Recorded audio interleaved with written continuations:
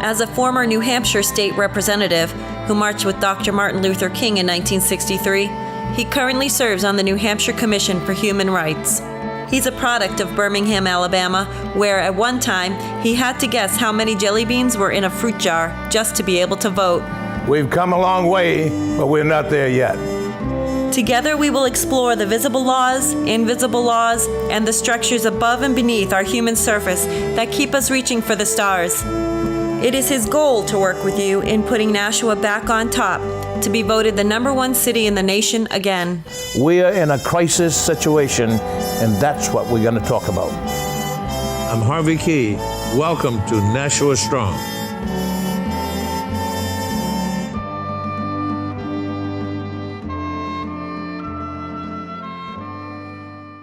Thank you so much. And I want to say good afternoon, beautiful Nashua, New Hampshire. I'm honored and filled with joy to introduce to some of you and to present to others the lady who says she can run the next 4 laps to bring the bacon home. That's the seat of the powerful Annie Custer that she has vacated and volunteered to leave. This means keep the seat blue. But before I introduce this young warrior, that I call a warrior, I want to thank the technocrats behind the camera, George Russell, Bob Barters, Art Cullen, for making us look good. Last but not least, our 90,000 Nashuans in District 2 that are, and our YouTube audience around the world. I want to say simply, I thank you so much for this nice, wonderful young lady. And I have some questions for her that she may or may not want to answer, but I've given her that privilege. So, and I have this piece of paper in front of me because my computer doesn't work. My telephone doesn't work. So I'll start first of all with this young warrior. So, Maggie, how do you do? Welcome to our show. I want to ask you this. Where were you born? Harvey, thank you so much for having me. It's a thrill to be on your show, and thank you for what you're doing. Yeah. I was born on Election Day, actually, right here in Nashua. Where? On Election Day, right here in Nashua. And on Election Day? On Election Day. Okay. And my mom, Betty, she was serving in the State House at the time. Not with me. Well, she preceded me. I went to the State House in the 90s. She was there. This was November 4th, 1986. Okay, she's a little bit ahead. A little ahead. Okay. And she went into labor, and she went directly to Broad Street Elementary School to vote, to cast her ballot before she went to the hospital to give birth. Wow, to you? To me. Oh boy, welcome to the world. She's a warrior. Yeah. And because of her, so am I. Yeah, okay. Now, where did you go to school? From K1 and all of your schooling? Because I did a little research. Yeah. And found that you've been going to school all your life. You know, I really have, because I started out, you know, as the middle child. I had 21 first cousins on my mom's side alone.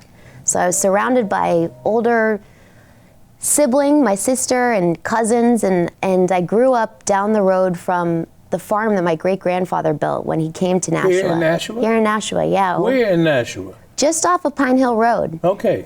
Between Pine Hill Road and Indian Rock Road. And my great-grandfather came here 100 years ago. From where? From northern Greece. He was escaping what was then a really violent situation in our ancestral village in northern Greece. And he made his way to America. He got to the United States through Ellis Island. He got a job as a dishwasher. So he was an immigrant. He was. He was. So you are offspring of an immigrant. We are a nation of immigrants, and I am proudly... Oh, a nation of immigrants. Yes. So somebody's very wrong when they say somebody founded this country, founded this United States, because there are already people already here. That's true. Okay. That's true. Go right ahead. Yeah. So, you know, I grew up down the road from this farm, and I learned everything I know there. I went to Nashua Child Learning Center. in preschool. My first grade teacher at Birch Hill Elementary School taught me the most important things in life. She taught me. What is one of those things? One of those things was how to read, which opened up for me a whole world of possibility. And reading didn't come easy for me at first. And she was so patient. Her name was Beverly Carter, and she taught me to read, but she also taught me, we performed a Gilbert and Sullivan musical in the first grade at Birch Hill Elementary School. She taught us to love the arts and how to be in a community. And that's really what shaped me in such a deep way. So I think I learned the most important things I know in the first grade. In elementary school? Yeah. What about high school? Where did you go to high school? In high school, I was really lucky. I went to high school. I went to a boarding school, and I went Where was that? in 8th grade. It was just about 20 minutes south of here in Groton, Massachusetts. And I was really lucky. I learned how to read Latin. My dad, he always said he got his education in the United States Navy. Yeah. And ultimately, that's really where I got my education as an adult. What about inspiration? Was that part of your inspiration? The Navy? No. I'm saying in school. In school, yeah. I want to know if any one teacher or several teachers, mom and dad, got that engine running in you about politics. Yeah. Because there's an engine. There's an engine. Yeah. And it's on fire. Yeah. Okay. Yeah. Now, who set that thing on fire? Yeah.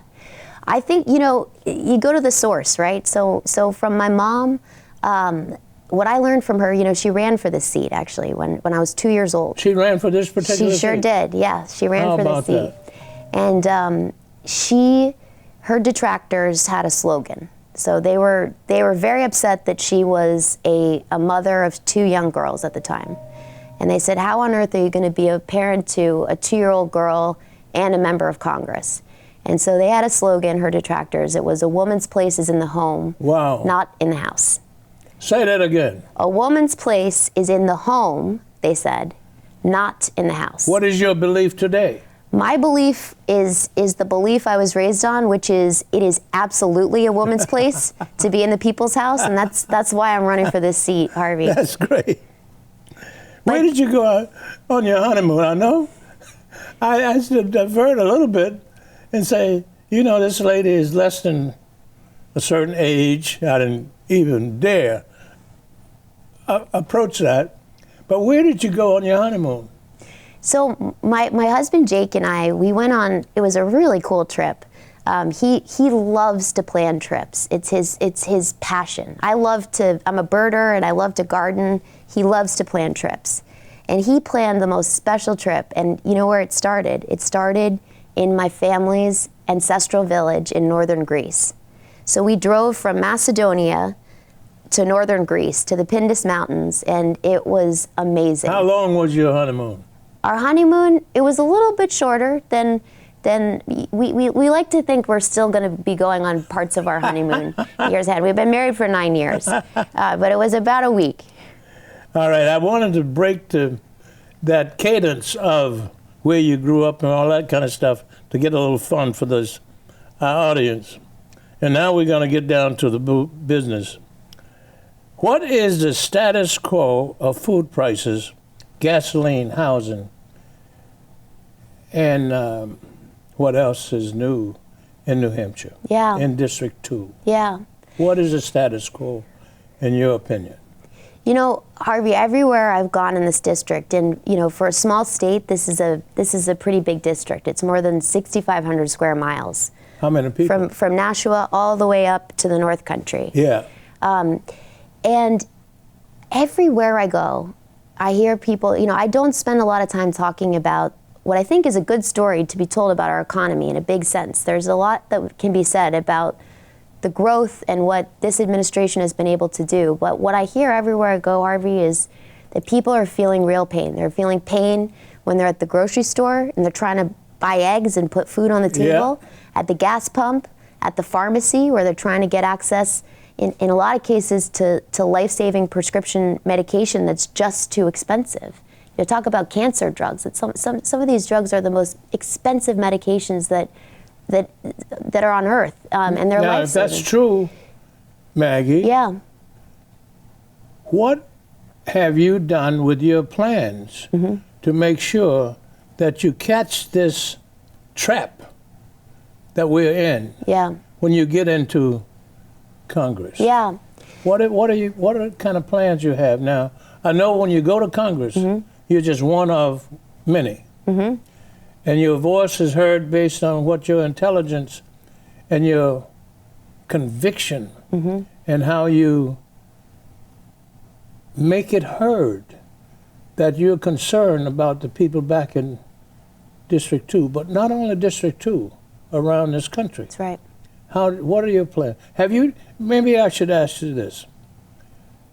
Have you done an audit, and I won't ask you yes or no, about your plans going forward to correct these kind of things, to see if you're on the right trajectory, Yeah. on the right path, Yeah. to, when you get to Congress, to get some help from other like-minded people?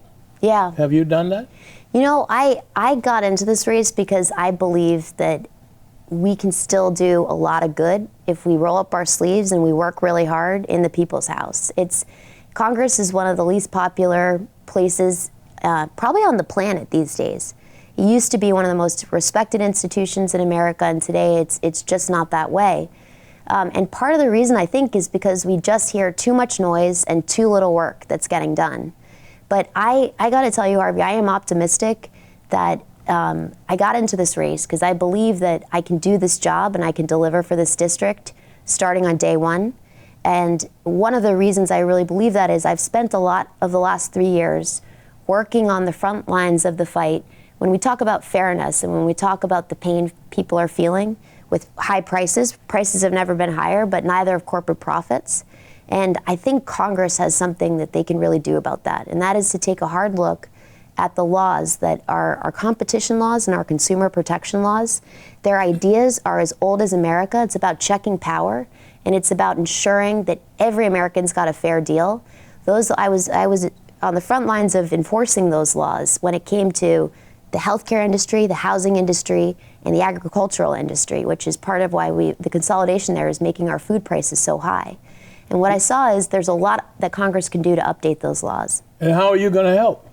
I'm going to get in there. I'm going to roll up my sleeves. I'm going to get to work. And I've spent a lot of time, Harvey, thinking about what this kind of agenda should look like. And I think you can find people really across the ideological spectrum. I'm really optimistic that this is something that we can do good bipartisan work on, because I saw it firsthand working in government. What are your plans to protect Medicaid programs and services in this district? I think... Well, you can't just do it for the district. Yeah, it's for the nation. You have to do it for the nation. Yes. What are you got any plans? I do. I believe that healthcare is a human right, Harvey. I do, and that's where I start from. I believe that healthcare is a human right and that we need to do much better than we're doing today in this country to make sure that every American, every Granite Stater gets access to the health care that they need. If freedom is our goal, what do you plan to do to expand affordable and accessible housing? So let me add, I want to add this because this is another question. For the mentally ill in our country, because it's countrywide. Yeah, it is. The job I left to come run for the seat, Harvey, just to answer the second part of the question first, was at the White House. I was leading the president's unity agenda. And, many of your viewers probably haven't heard much about the unity agenda because it doesn't get as much attention. We hear a lot more about division. It's called a unity? The unity agenda for the nation. And that includes? Mental health. Tackling our mental health crisis is one of the key pillars of this agenda. And you worked on that? I sure did, yeah. What was your position on that group? I was at the White House helping to lead this agenda. And the agenda, though, at bottom was really about a legislative agenda. So we were really looking to Congress to see what kinds of changes we could make to make sure when it comes to mental health that our veterans are getting access to mental health, that big health insurers are covering mental health care in the same way that they're covering any other kind of health care. Let me ask you this. Because mental health care is health care. Are we at an epidemic situation in this country with mental health today? Yeah. I look around, Harvey, and what I see is people are really suffering. And just start with our kids, The Surgeon General put out a very concerning warning about the impact that social media platforms and social media use is having on our kids these days. And there are very few guardrails today. When kids are on these platforms with very few guardrails, and Congress has got to do something about that because it's having a real impact. Block granting. Yes. How do you feel? What do you feel about that? I think block grants are really important tools of public policy because it gives really hardworking people on the ground. I see it all around Nashua in so many of the incredible public services that are being provided at a community level.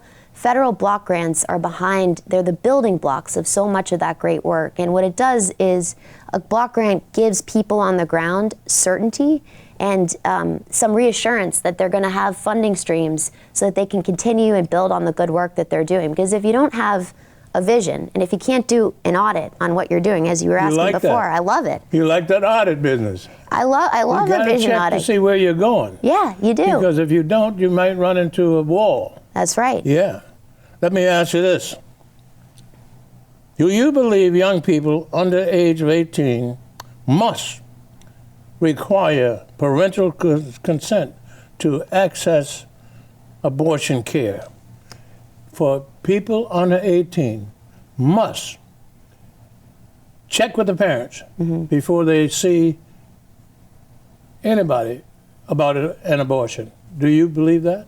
Harvey, what I've learned from my own personal experience and from so many cases that I've seen as an attorney working at the Justice Department and clerking on the Supreme Court is that when we make categorical rules like this, when it comes to accessing, in some cases, life-saving healthcare procedures, when we make categorical rules that can often work to undermine and to be a barrier to someone accessing the healthcare that they need, we do a real disservice to the people of the granted state and to the American people. Can you point to any successes you've had? To any successes? Of helping young people not have to go to get an abortion. Yeah. How do you do that? So when I was at the Justice Department, I think we all remember where we were the day that Roe v. Wade was overturned. Yes. It was a dark day for this country and for this state. And New Hampshire is the only state in New England that has no legal protections for abortion access. We're the only state in New England. And earlier the only state out of 6 states? The only state in New England. And it's a gap. It's what makes us different. We also saw earlier this year in the State House a 15-day abortion ban introduced. 15 days. How do you change that? I think what we've got to do, what I can tell you, what I did the day that Roe v. Wade was overturned, I was at the Justice Department. We were helping to launch a reproductive rights. So you've been there? I've been there. And you've done that? Been there. So you've rubbed elbows with those who do that? I've been on the front lines and in the trenches. I don't do a lot of elbow rubbing, but I do a lot of rolling up the sleeves and getting the work done. Well, what's wrong with elbow rubbing? What happens? I think, I don't know. I think personal? Knee to knee, eye to eye. I'm sorry, say that again. Knee to knee, eye to eye? Yeah, that's a better way. I don't know. Is it elbow to elbow too? I don't know. I'm just wondering, what are some of the tools that you have that would get people to believe that you could help turn this thing around? Yeah. Because we are in an epic situation in this country. We're at crossroads, crosshairs, you call it what you like to call it, but we are at the slippery point of going down a road or going up a road. Yeah. So what I have to say to you and ask you, should the federal government have a role in gun violence right now? Absolutely. Look, the #1 killer of kids in America today, gun violence. here in the United States, women are way more likely to be killed by a gun than in countries, just for example, in Canada. This is an epidemic, and Congress can and must do something about it. Now, when I was serving the Biden administration, the president signed into law the Bipartisan Safer Communities Act, which was a really important first step. I think, the way I see it, Harvey, I teach constitutional law. I brought my Constitution, by the way. It's always good to keep it nearby. But when you read the Second Amendment and you read the Constitution more broadly, we've got the Constitution and common sense on our side when we're talking about basic solutions that are going to keep our communities safer, they're going to help make sure that we have fewer kids that are dying of gun violence every year in this country. This is the United States of America, and I believe that there is a lot Congress can and must do to step up and to lead the way on making our communities safer. How do you plan to help refugees and immigrants settle in this country under a sensible, welcoming, embraceable you? Yeah. How do you plan to do that? As you said, we are a nation of immigrants, and my family story, my great-grandfather was able to come to Nashua over 100 years ago because we had immigration laws at the time that were written and enforced for that moment in time. But our immigration laws and our system are outdated and overburdened, and that's why early in my career I went to the United States Congress as a staffer, and I helped to. How did you get there? I applied. I got a job. You got a job. I got a job. And you worked. And I worked. I rolled up my sleeves, and I was part of an incredible group. It was a bipartisan group, and we wrote a bill, which was a comprehensive bipartisan immigration reform bill. This was 11 years ago, and. How long have you been down in Washington? Well, I've been, for the last 15 years, New Hampshire's always been my home. Always will be. It's the place that made me who I am today. You can't get rid of that immigration. No. And that's etched in cement. It is. And in my heart. Yeah, thank you.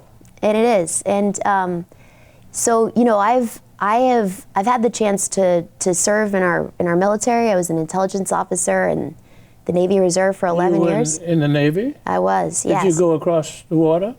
I was an intelligence officer, so we dealt with water. Were you a lawyer water, at that time? I became a lawyer while I was serving in the Navy. Okay. Yeah. So you use this education for the young people in our society, under my voice, around the world. Education, education, education is one of the routes that you got to take. Yes. You agree? I couldn't agree more. Okay. I couldn't agree more. It is, and like I said, one of the things I learned in the Navy, Harvey, was, people ask, why would you want to go to the House of Representatives? It's such a crazy place.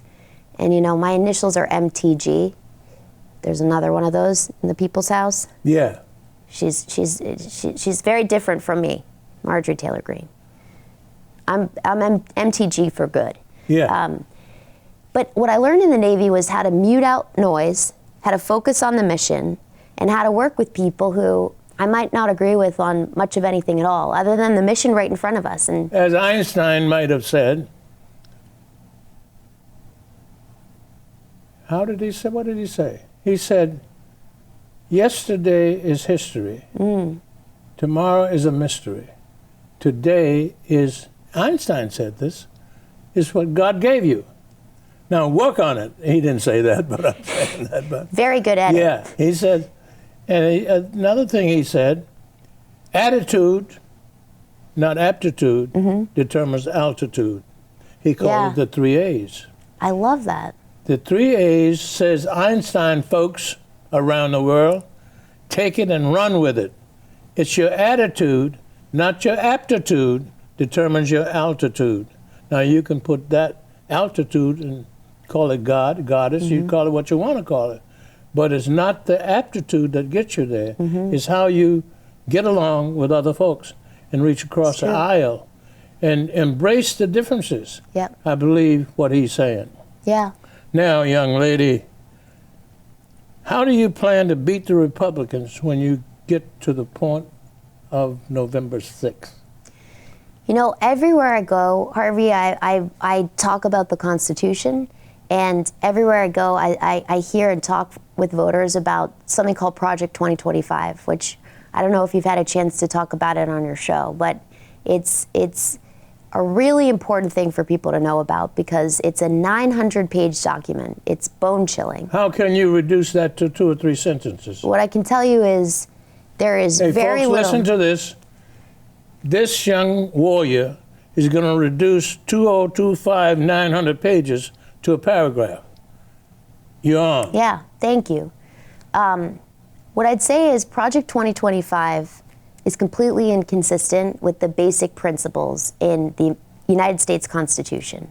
And remember, New Hampshire is the state that made the Constitution. We were the ones to ratify it. We're the state that made the nation. And this document is rooted in the basic idea that it's we the people who are in charge. And it's all up to us in the end. It really is. It's the choices that we make. And so the right to vote, and you know this well, Harvey, I mean, the right to vote is the right from which all of our rights flow. So let's just start with that right and what Project 2025 would do to voting rights in this country. It's an existential threat to the future of this country as we know it. And so I just to start there, you know, and the document takes us to proposals that would essentially abolish the Department of Education. So you talk about education as the root and the future, and it is. And so it's a document and it's an agenda that cuts to the heart of what is most important in this country. Now, you know, Maggie, may I call you? Please. Congresswoman Maggie, may I call you? We could be here for an hour talking about what we can do.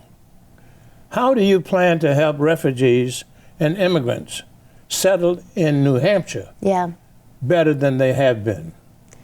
So I think that one of the things that excites me so much about this job is, you know, I got my start as a lawyer working here in New Hampshire in our family courts. I'm representing people who were in the most consequential and vulnerable moments in their life. I've worked in our drug courts. I've worked alongside the most patriotic people I've ever met in the fight for voting rights here in New Hampshire. And this job, to be a representative for this district in the People's House, is about being an advocate. It's about being an advocate on the ground. And this is what I know how to do. You know, would this be one of your greatest honors? It would be the greatest honor of my professional life.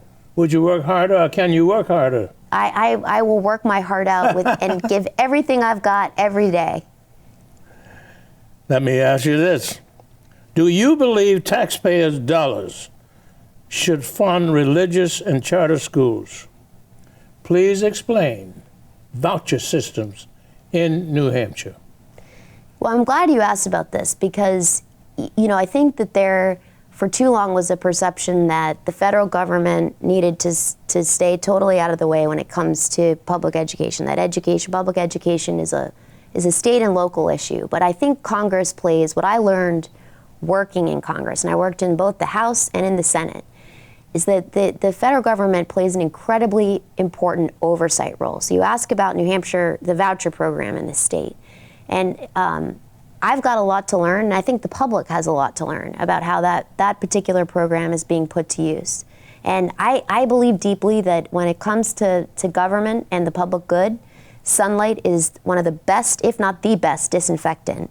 And so as a member of Congress, I think we have, you know, the federal government has an important oversight role to play to making sure that the public really understands how taxpayer dollars are being spent, and to make sure that those dollars are being spent for the common good in the public interest, because our public education is one of our most sacred obligations as a government.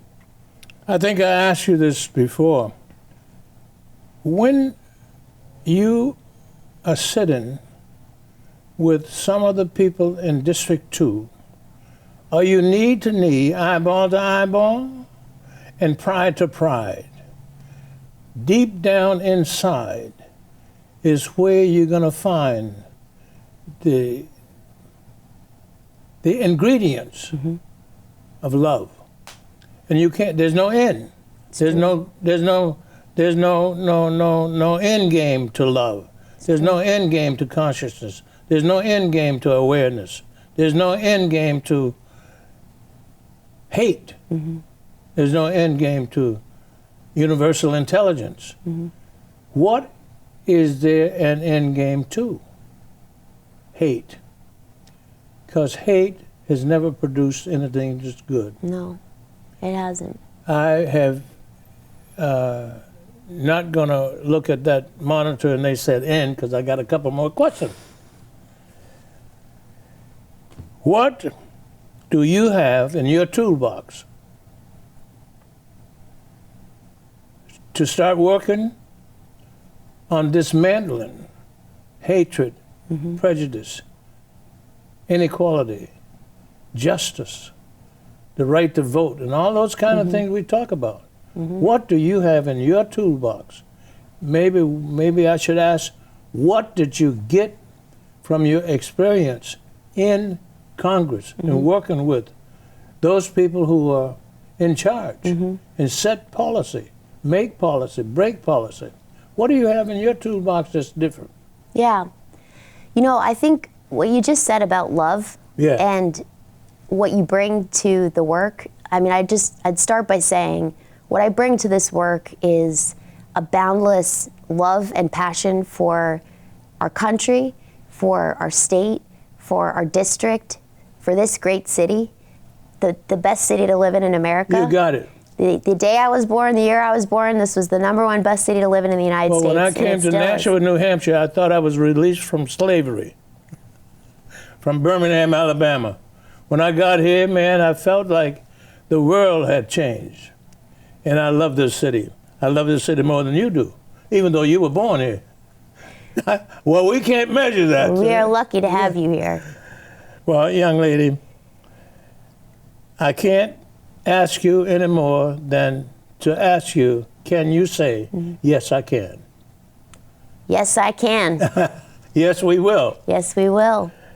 This is your show. You've been a fantastic guest. You've answered some critical questions, I think. But, you know, those could go on for the next many hours, and it never ends. It's true. We are in an experiment, We are. and somehow we have to keep trying to make it a perfect union. We do. And we must also remember that we're perfectly imperfect. Amen. We are. Thank you so much. Thank you, Harvey. It's my Thank you pleasure so and my much. honor. My honor. Thank you. Thank you.